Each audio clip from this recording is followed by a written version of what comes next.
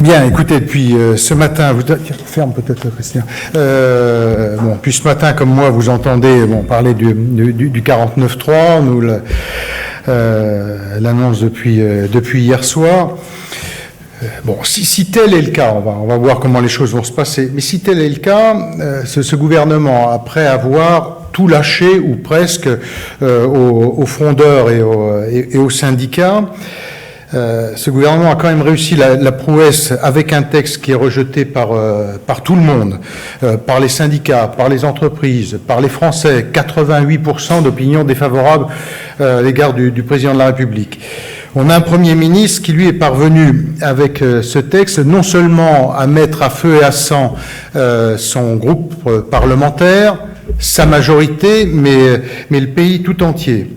Il a réussi également à humilier le Parlement comme jamais, c'est-à-dire en interdisant le débat au Parlement et en autorisant la chienlit pendant 3 mois dans tout le pays.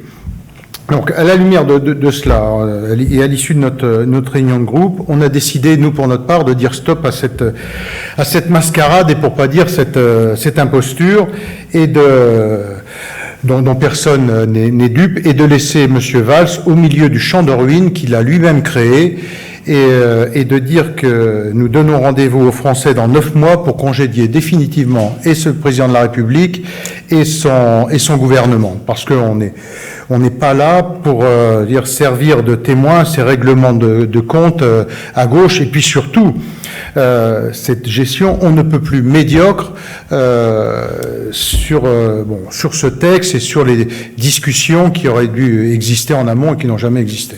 Donc en clair, vous ne déposerez pas de motion de censure?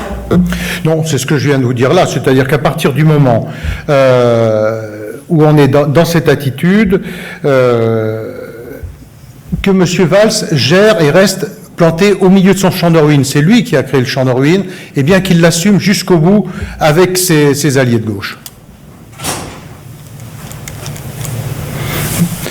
Nous, par ailleurs, on a fait le travail sur ce sujet, vous le savez, on a, en première lecture, déposé des amendements. On n'a jamais fait aucune obstruction parlementaire, à aucun moment. D'ailleurs, encore aujourd'hui, 25 amendements du groupe, plus de 1000 amendements socialistes. C'est ça le rapport. Donc, on n'a jamais fait aucune obstruction.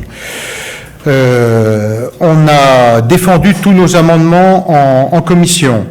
Ils ont tous été rejetés. On a déposé une motion de censure en première lecture, qui n'a pas rassemblé de majorité. Ensuite, on a fait le travail avec nos collègues sénateurs qui ont repris l'intégralité de nos amendements. Donc, on a établi un texte en parfaite cohérence et cohésion avec les sénateurs républicains. Quand ce texte est revenu dans l'hémicycle, pardon, pas dans l'hémicycle, mais revenu en commission, tous nos amendements sont à nouveau tombés. C'est-à-dire qu'on est revenu au texte initial, et même avec 2 amendements du gouvernement et de Sirugue, dans le sens des frondeurs. Donc, à un moment, on arrête la mascarade, quoi. Ça suffit. S'il y a une motion de censure de la gauche, que ce matin le président des communistes disait qu'il vous avait tenté de le faire, qu'est-ce que vous faites? Il est hors de question d'aller voter la motion de censure des casseurs. C'est la motion de censure, c'est-à-dire des casseurs, des violences. Il est hors de question de mêler nos voix à cela.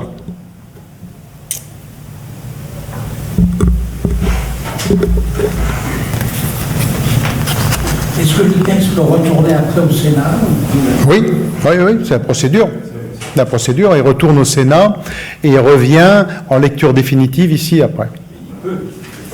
Non. Le gouvernement est toujours maître de l'ordre du jour, à un moment il peut arrêter.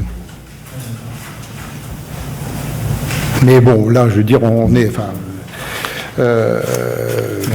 a plusieurs fois dit qu'on touchait le fond, mais je pense que cette fois c'est quand même le cas. On a touché, les pieds sont au fond de la piscine.